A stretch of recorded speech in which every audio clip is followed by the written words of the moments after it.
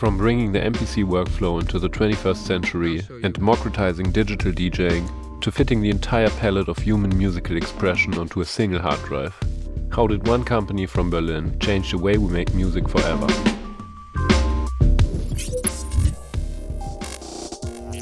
By the mid-1990s, electronic music was already global, but its production was still hardware-centric. Studios revolved around synths, hardware samplers, mixers, and tape. Computers existed, but they were still peripheral. When Native Instruments was founded in Berlin in 1996, its core proposition was clear. The computer could become the instrument. Founders Stefan Schmidt and Volker Hinz were not interested in just simulating hardware. They focused on sound generation as software. Their first major product, Generator, later renamed to Reaktor, established this position. Reaktor treated instruments not as fixed objects, but as systems. Sound was constructed from components like oscillators, filters, envelopes, sequencers. Reaktor prioritized structure over accessibility. It required engagement with its internal logic. And not just due to its location in Berlin, Native Instruments always had a deep connection to the electronic music scene. For example, prolific artists like Object actually worked for Native Instruments themselves. I designed some of the drum synth modules that went into Maschine 2, which came out a couple of years ago. I worked on the more electronic sounding ones, because there were some very electronic synthesized ones and some more kind of acoustic sounding ones, and I did the former. And as part of that, I spent a long time looking at, for example, the waveforms of a 909 kick drum or an 808 kick drum, and trying to figure out not just how these things were generated, but what is it about the shape of the oscillators, of the envelopes, of the way it's put together. What is it that makes these sounds so iconic and effective at what they do? What is it that makes a particular compressor or a particular synthesizer sound good? And why is that not a figure of merit for every compressor and every synthesizer? Like, if one synthesizer sounds good because X, then why doesn't this one sound good if you make it more X? That's precisely what gives all of these older analog instruments so much character, is because they have all of these weird quirks and idiosyncrasies that work well in the context of them as an instrument as a whole. But you can't necessarily take one characteristic from one device and expect it to translate well across everything that you're trying to design. Reaktor did not prescribe sound, it provided a framework for discovering it.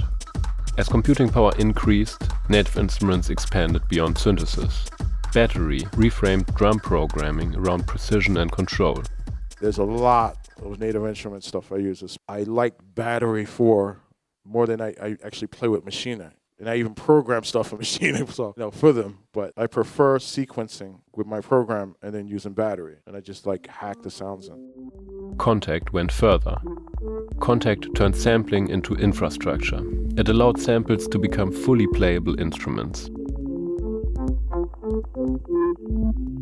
blurring the boundary between recording and synthesis. Across electronic music, hip-hop and film scoring, Kontakt became a shared foundation that played a huge role in the democratization of music making. Every imaginable instrument available for anyone with a reasonably powerful personal computer. Native Instruments also entered DJ culture with their Traktor software in the 2000s. And the timing was important. Laptop performance had become viable, and DJing was shifting from mere playback towards more creative and flexible manipulation of sound. For artists like Richie Hawtin, digital DJing was not a shortcut, it aligned with minimalist logic.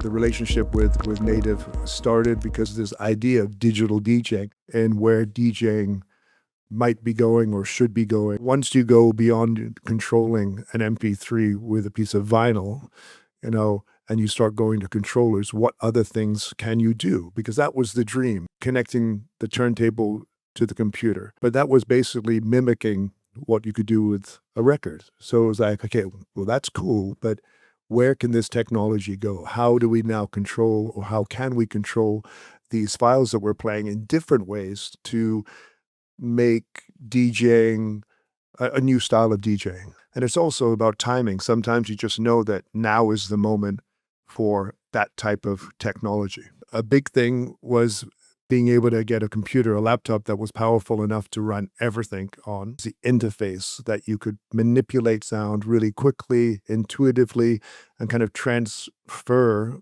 an idea that you had in your head quickly into a sound. And that's really what I'm searching for when I'm DJing, and the type of tech or software that I'm looking for when I perform.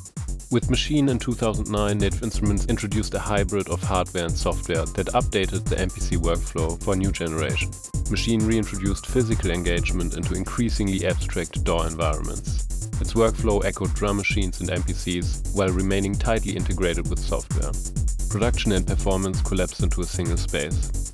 And similar to Traktor, Maschine mattered because it made software feel physically available.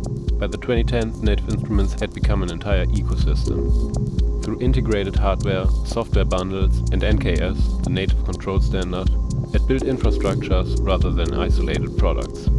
The company avoided anchoring itself to specific trends or scenes, and its tools did not signal identity but enabled work. By lowering the barrier to complex sound design, professional production, and DJing, it made advanced tools much more widely accessible.